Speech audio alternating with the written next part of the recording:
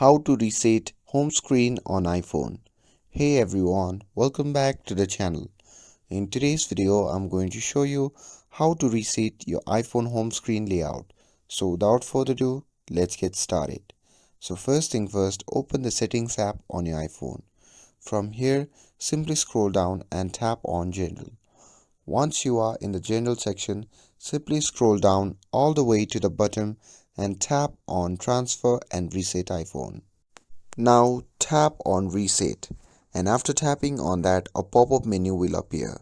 From that menu, simply tap on Reset Home Screen Layout.